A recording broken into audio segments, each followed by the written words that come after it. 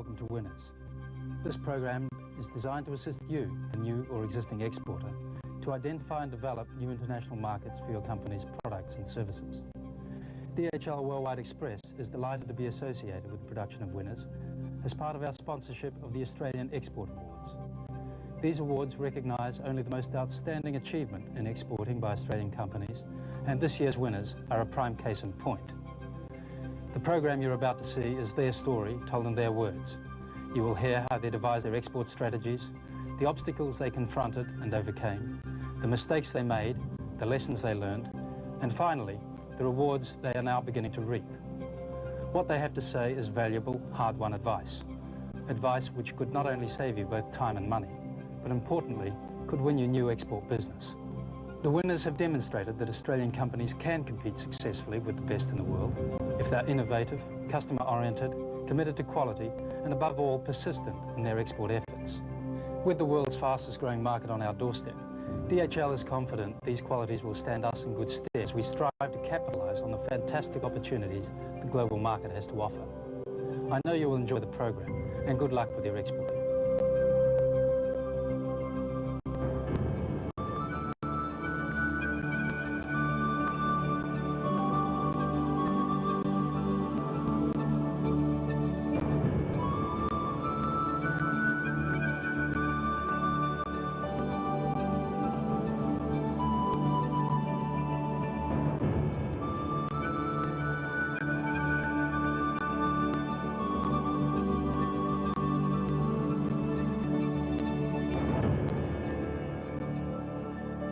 CRAFAB started off about 20 years ago when an American company called Pioneer set up here to produce cryogenic vessels and tankers.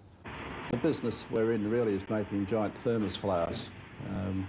We have an inner vessel of stainless steel, and we have an outer vessel of carbon steel. And in the space in between, we fill it with perlite, and then we draw a vacuum on it, which gives us the insulation. And this then means that the product that we're storing or transporting in those vessels and tankers, liquid oxygen, liquid nitrogen, which are very cold, about minus 196 degrees C, can be maintained. The way we got into the export market really was by invitation. I think because of our relationship with CIG in Australia, they'd set up joint venture operations in Thailand and Indonesia and the Philippines, and they got into trouble with their equipment up there and invited CRAFAB in to assist in repairing the equipment and putting it back on the road. And our executive chairman, Mel De Silva, decided it was an ideal opportunity to set up there, and that's when he established an office in Bangkok. If you're really going to build up relationships, it just can't be by whizzing in there every 3 or 4 months and spending a couple of minutes talking to somebody in an office. You've got to get to know them, the people personally. And by establishing himself there, he has now built up a very good relationship with quite a large number of top executives in Thailand and other countries. The thing you do pick up is that if there's any opportunities, any projects starting up, by being on the spot, then you're going to be told about them. You'll pick up that information. It'll be passed on to you. I think if you try and operate out of Australia, the chances are that some of those major projects are going to slip right past you, and that would be a disaster, because some of the projects they're looking at up in these countries are huge. Our biggest threat is from the Americans with small custom station storage tanks. And these, the Yanks can build them on a production line, and the costs are a lot lower than what we can do it in Australia. When it comes to the one-off, custom-built, very large things, we can win every time. We're very successful in that part of our market. So what we've looked at is setting up joint venture companies up there to build these small custom stations. And we start off by us supplying the inner vessel, a critical part of the vessel. We're supplying them through their joint venture operations. They're building the outer vessel, putting them together, perlighting them, plumbing them up, and then we send people up there to help them during the critical parts of the operations. We claim that the quality of our product is a big advantage, and that's been proven by the very few sort of complaints we get back from our customers. I think one of the other big advantages is that we are flexible, that we will supply the customer what he wants, which is something that the Americans find difficult to come to grips with. We'll take a standard design and modify it to achieve what they're after. And that, I think, wins us a lot of business. The other thing is we are now achieving better deliveries. We can offer them a lot quicker delivery than when we first started. This is important. The Asians are very adamant that once you give them a delivery date, a promised delivery date, that you meet it. And if you don't, you're really in trouble. Actually, I think because of our success up there, we're now talking to a Japanese company called Iwatani, who are an industrial gas producer up there, and they're very keen to get set up in Southeast Asia.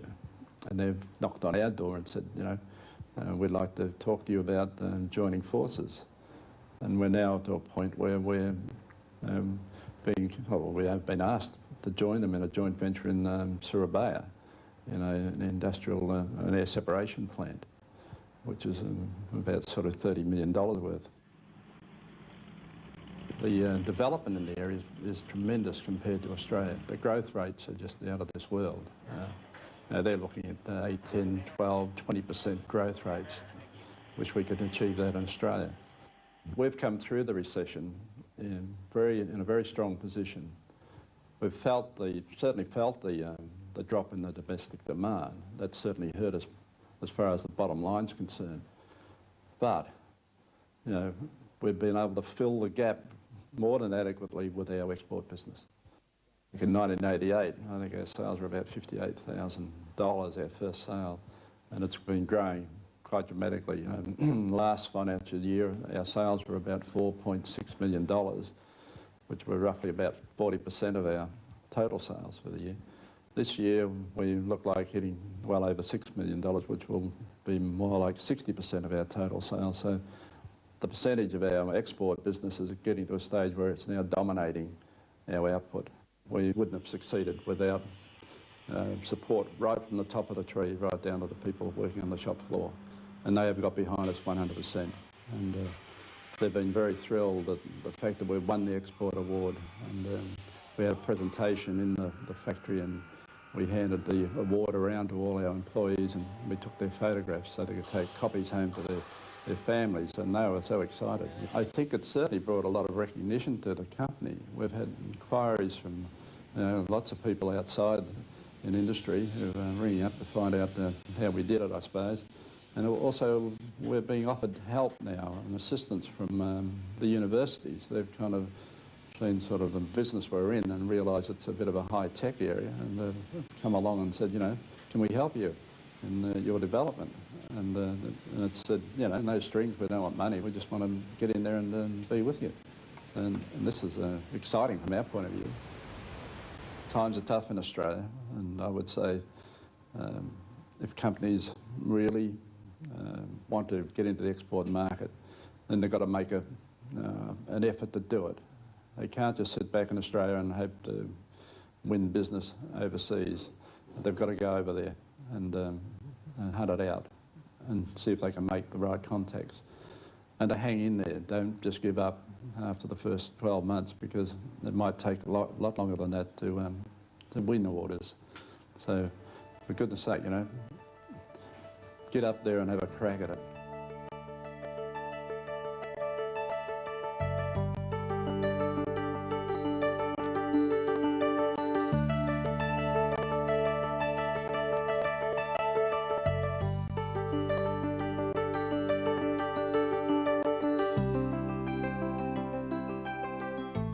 Well, I say to people that say it can't be done, well, we have one motto in our business: no one's allowed to say can't in our company.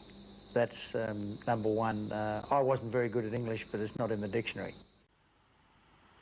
We are a very, very lucky country that we've got huge advantages. We've got cheap land, we've got great agriculture, we've got minerals, better than any other country in the world. We've got a relatively stable government. We've got water, we've got a climate we can work 12 months of the year. We've got all these advantages, and it's up to us to use them. You know, I've been in the meat business since about 1971 when we first started killing a few sheep and a few cattle. We were half in export and half in local trade, but mainly selling through brokers. In those early days, most of it went to Japan in carcass form, and we realised they were boning it out and packaging it, and some of that was done in Korea for the Japanese, and I could never understand why we couldn't do it ourselves. The important thing to remember in all our products is just because it's been done the one way for 50 years or 100 years, you don't have to keep doing it. And just because everyone says that's the way to go, you don't have to do that. All you do is common sense. You don't go chasing what the other exporters are doing. We go and have a look at what we can do, and if we can be first there and get 2 or 3 jump on the market, it is a great help. And we're doing research and development all the time also on making a better product, producing it cheaper, and using products that we couldn't use before. And instead of them going to those countries as raw material, we're trying to add value and cut our freight costs and leave our waste materials behind where they can be some use into Australia. Our main competitive advantages is that we are professional in what we're doing. We've only got one thing to think of every day, that we are in export, we're in sheep meats, we're in co-products of that, and we can put all our efforts into being the best at that. Our export strategy and commitment to export, it's for the people on my staff and myself, it's virtually a 24-hour-day job. We've got to expect that people are working in different parts of the world at a different time. We usually got someone travelling the world, and what we usually do is designate certain areas to certain people that they look after those clients, and it doesn't leave one person with all the clients to look after. I suppose when I went to school I never thought history had any value, but after being in export for a few years, I've just found out how history is so valuable, because most people's eating habits are based on history, and if you can understand the history of those people, you can understand the market and understand what that customer will buy. We did a joint venture of a lamb promotion in Switzerland, which was the AMLC and our buyer in Switzerland and ourselves, and it was a 3-way task, and all 3 divisions worked well together. We targeted with promotion material in all the butcher shops. We did restaurant promotions, and we put on special dinners. Lamb in Switzerland is on the up. It's a high-grade lamb, and it's selling well, bringing dollars back to Australia. We are represented in quite a few trade fairs, and there's 2 ways we usually move into them. We either work in with Austrade and they organise it, or it's a joint venture with AMLC and ourselves. Basically, we see the advantage of trade fairs. It's a very good place to meet a lot of your clients without having to travel around all the time, and it gives you a chance to compare your product with other companies and keep up with the game. Our exports are always on a growth level, and we see that as important. I mean, we've had an inflation rate in this country just prior to the last year of about 10%. So really, if we're not growing at 20%, we're not doing a real good job. Our growth rate, I think that will keep growing the next 3 or 4 years out. I can see where we should be able to double our exports. You know, when you start out in business, you know nothing. You got no money, you got no reputation, you can't get money, and if you can overcome those difficulties in the early years, it will be much easier as the years go by. All the money that's made in my business goes back into the company. We have no shareholders, and the only thing we can do with the money, and the best possible thing, is to put the money back into the business. If we want to stay in front of our competitors, that's the most important thing to do. If we want to drag the money out, the company stagnates and we're going backwards.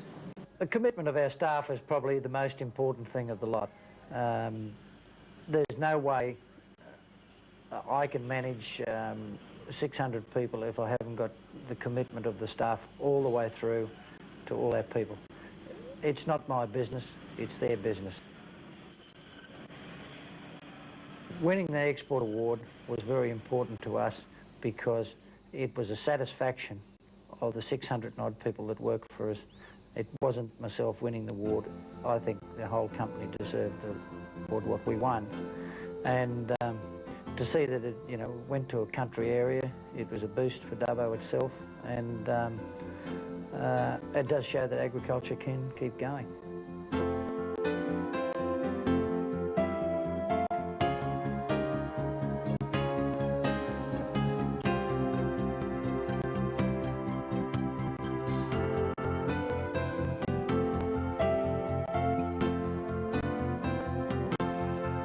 Our first attempts at exporting were approximately 10 or 12 years ago. And at that time, we made a large investment into a lot of CNC machinery, and we were looking for work to keep it fully utilised and get some return on the capital investment. So we started getting involved in the Australian offset program, dealing with aerospace companies in the US. But what we found is that we didn't have a competitive advantage. We were competing against manufacturers right throughout the world, from Asia, Europe, wherever. And we were competing on a dollar-for-dollar basis. If our price was a cent cheaper, we got the job. If it wasn't, then we didn't get the job. And what you generally find is that the jobs you get, you've made a mistake somewhere on the line, your estimate or your forecast volumes or whatever. The real hard lesson that we learnt was that to be successful, particularly internationally, you must have a competitive advantage. There must be something that you're doing better than the guy next door, or you know, the guy in Europe or the guy in Asia. And without that competitive advantage, it is very difficult to sell your concept or your product versus someone else's. Price is not the only reason someone buys. We got involved with the National Industry Extension System, NIAS, and through their World Competitive Manufacturing Program, we hired a group of consultants to come in and assist us to develop a 5-year strategic plan, and in conjunction with that, identify what our competitive markets were, what our competitive advantages were. Our sustainable competitive advantage is that we're a designer and manufacturer of special purpose machine tools, but more importantly, what we do is we gain an intimate knowledge of a customer's product. We don't go out and market to every automotive company in the world. We've picked a particular market where we have a good product knowledge, which is power steering in the automotive industry, or refrigeration. We focus compressor manufacturers, where we've had some sister companies that have manufactured those products for a number of years, and as such, we've developed a very good working knowledge of what it takes to build a power steering gear, or what it takes to build a refrigeration compressor. We've then taken that and we've gone out and identified the markets in each of the regions, whether it be Europe, whether it be the US, whether it be Japan and so on. And we've identified who the manufacturers are of those particular products, and then we've gone out and targeted them directly, knock on the door, who is the engineer, who is the chief decision maker in each of those companies, and then we've done a sell job on them. We've sat down with them, gone through a 4-hour presentation of who we are, what we're all about, why we think we have something to offer, and then we've encouraged them to come and visit us, to get a particular customer to visit us. A picture is worth 1,000 words, and to see that we're building machine tools for everyone around the world, to meet the people who are involved, appreciate the capability of our engineers, the capability of our tradespeople on the shop floor. That's what really sells Kirby Engineering. What you find in the export market is that you're dealing with many, many different cultures, and whether it be the Italians, whether it be the French, the English, the Americans, the Japanese, everyone has their own way of doing business. Some people like to negotiate, some people want a fixed and firm price, some want to have different payment terms. So what we've had to do is build up a data bank on each of those countries as we've gone along, and obviously we've had a learning curve along the way, made a lot of mistakes. But I think that's what's probably making us better today than what we were 5 years ago, the fact we've made those mistakes and developed a knowledge of each of those regions that means when we step off a plane in Italy, we know what to expect. We know what the game is, how much the negotiation margins are and so on, and we've been able to work with those. Financial backing is extremely important. To go and market overseas is expensive. I mean, not just for the cost of airfares or accommodation, but the preparation of tenders, the putting together of advertising packages, support documentation, whether it be videos, brochures and so on. All of that costs a lot of money. And it's a lot of investment in people time as well. The first 2 or 3 years of an export drive are expensive. You will see very little return on the bottom line. We're now reaping the rewards of that investment. Over the last 5 years, our exports have grown dramatically. In 1988, when we set about doing our strategic plan, exports would have represented between 5 and 10% of our turnover. A couple of years after that, they probably grew to 50%. This current financial year we're in now, 92-93, exports will represent 95% of our turnover. R&D represents a very large percentage of our business due to the fact that we're in a market that is developing very rapidly. Power steering manufacture and refrigeration compressor manufacture is developing leaps and bounds.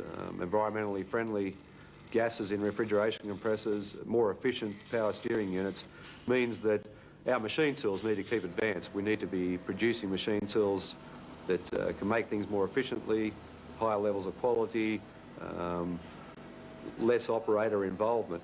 All of those things mean that unless we invest heavily in development, our competitors will take over. 5 years ago, our R&D expenditure was probably 5, maybe 8% of turnover. Today, that's more like 15 to 20% of our turnover is on R&D. To win the export award is like a pat on the back, like for a job well done.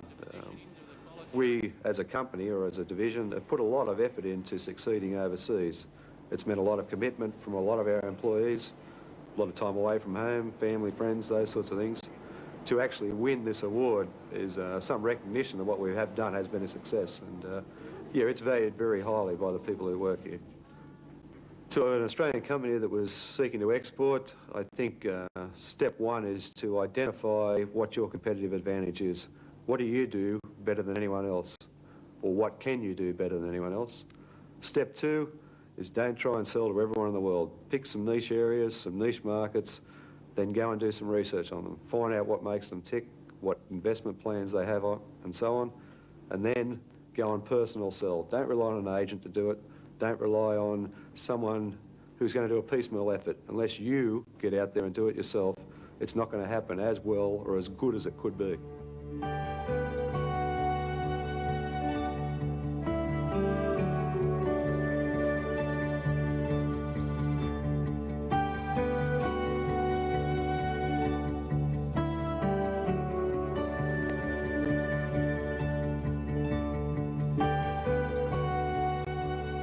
The change of thinking that has occurred within this company has been phenomenal. Initially, we began as what I would term an egocentric type of an organisation. That is that everyone in our organisation regarded themselves as an important entity within the organisation. Now we tend to look at the product as the important component, and we as individuals participate together to produce that product, so that the egos of the individuals come secondary to the production of the product.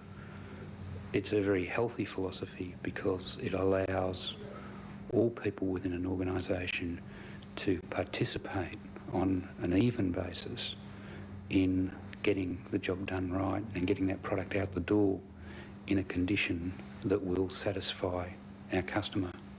The company has always had the desire to export product overseas, and we had an introduction through our cheese supplier, Tatura Cheese Industries, who were already exporting product to Japan.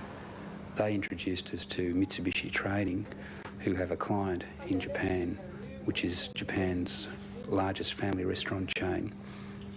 these people were looking for a slice-baked cheesecake, and they'd been looking in Europe, Canada and America and Australia for someone to manufacture that product. They were looking in Australia, one, because they were sourcing the cheese from Australia, and also we are a major supplier of clean, unpolluted foods. Our food hasn't been affected by Chernobyl or other types of air pollution. And it is critical for restaurant chains to have very high quality, very good quality food in their restaurants to protect their name. The Japanese agent from Mitsubishi came to our factory and made an inspection of the premises and did a review of our equipment to make sure that we could produce a prototype product without heavily investing in new plant. We were then given a list of ingredients and the quantities with which to manufacture the cheesecake. The product that Japan wanted was a totally different product. The product has a sponge base. The recipe required the cake to be baked, whereas the product we were making was a fresh cheesecake, and the product had to be cut into 12 slices, whereas we sell whole cheesecakes in Australia. Well, we received an order for 10,000 cheesecakes and we were ecstatic about it, and we thought it was going to be a very simple task to produce a container load of product. We put on 12 staff and we cut the cheesecakes using piano wire so that everything was done by hand, and we produced a container of cheesecakes over a 2-month period, and we thought we'd done an extremely good job.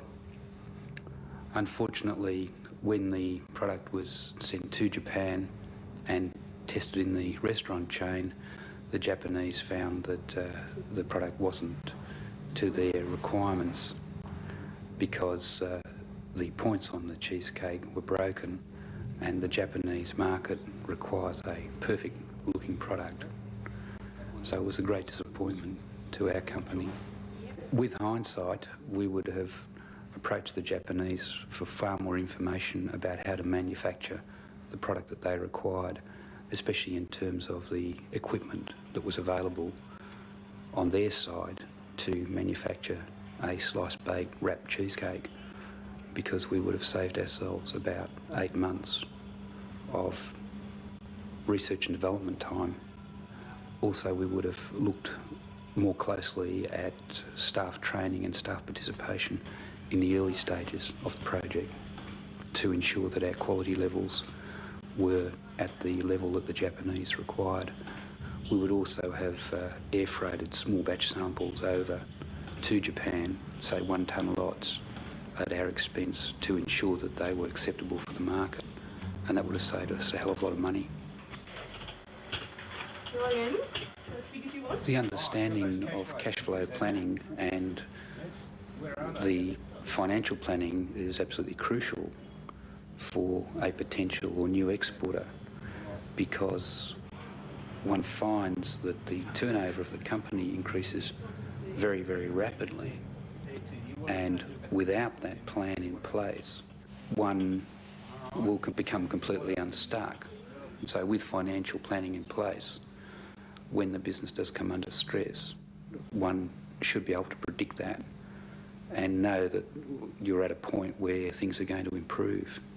And that gives you confidence to run your business and concentrate on the main thing, which is the product and the people who are making the product. The growth in exports has allowed our company to increase its turnover by 70% in the space of 1.5 years. Initially, we were turning over $900,000 a year and employing 12 people. Currently, we're turning over $1.5 million a year and employing 20 people.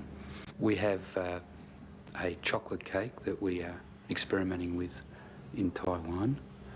We, at the moment, produce a myriad of cakes for the local market that can be adapted for overseas markets. So our company can produce any type of dessert that any overseas buyer would really require.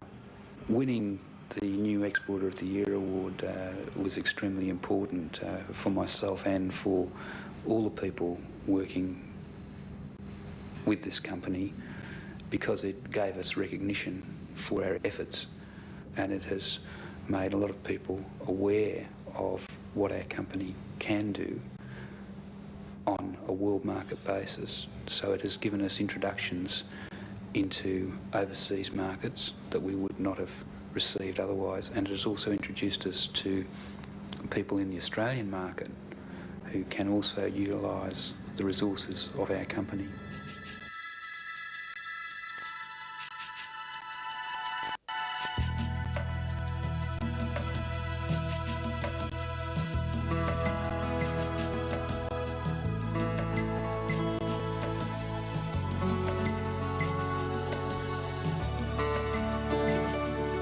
The culture of Clough Engineering Group I would describe as four basic principles.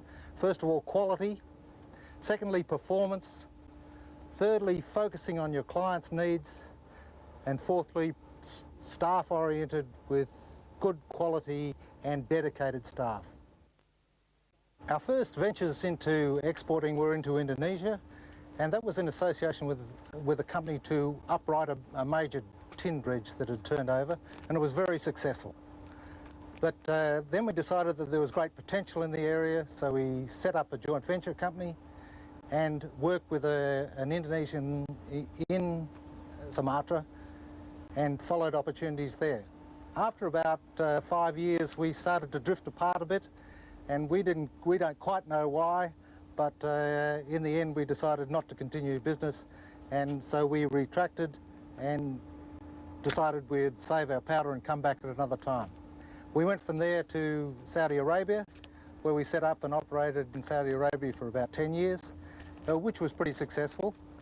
And eventually coming back to Indonesia in 1984, where we bought a company and gave ourselves a very firm base to develop our business.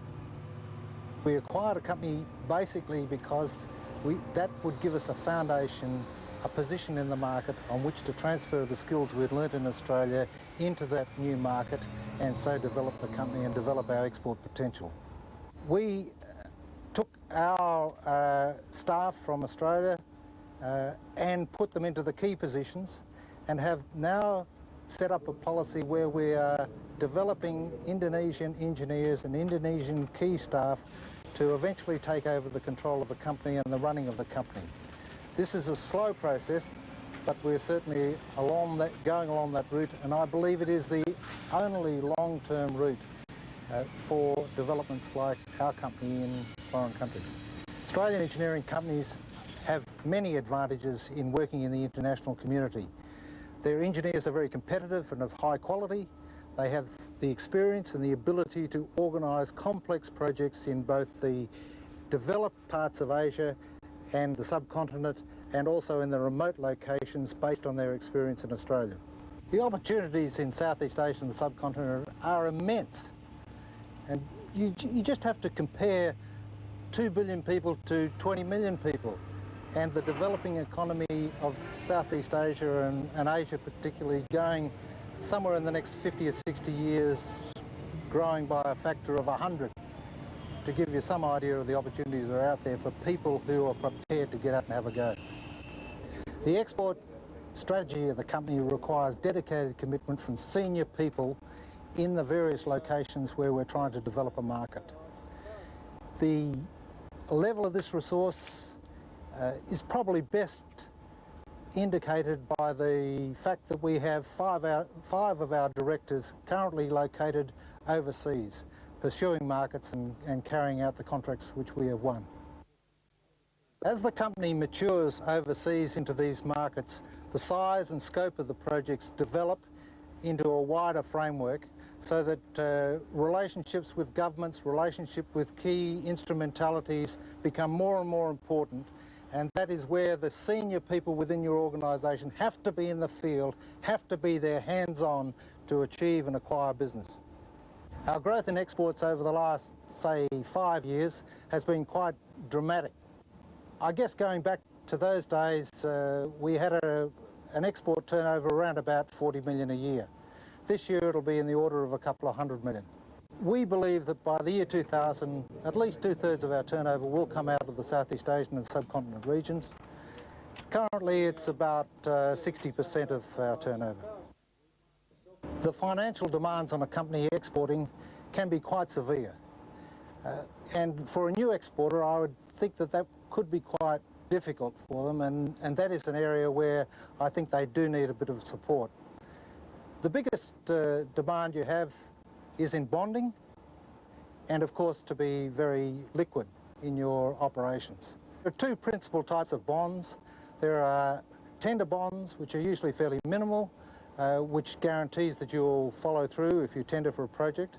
And the second bonding is performance bonding. This guarantees that you will perform the work.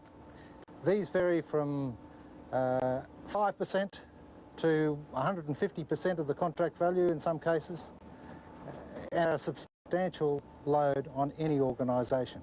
To stay ahead in the engineering game, you have to reinvest some of your money back into the R&D and stay really at the forefront of the technology. You cannot expect to achieve good growth in exports without being world-class. That's what it's all about, world-class. A typical example in staying at the forefront of your technology is in this module behind us, where super duplex pipework was used for the special application. This was the largest quantity of super duplex used in the world, and it's right at the forefront of technology. Clough were very excited to have won the award, and not only to have won it, but to be able to take it around to Southeast Asia, to our various sites, our various offices, and show the people there that their efforts are being rewarded and appreciated back in Australia. My advice to you as exporters, or potential exporters, is first of all to recognise that you have international skills that are valued and are very valuable in the international market. Secondly, to look at the opportunities and make a specific plan. Thirdly, I'd say to resource your efforts properly. That is, put the resources, put the right people behind an export effort. And fourthly, I say be persistent. Get out there and don't give up. Follow it through. It's quality and professionalism that'll win in the end, as long as you're persistent and follow it through. There's a great opportunity.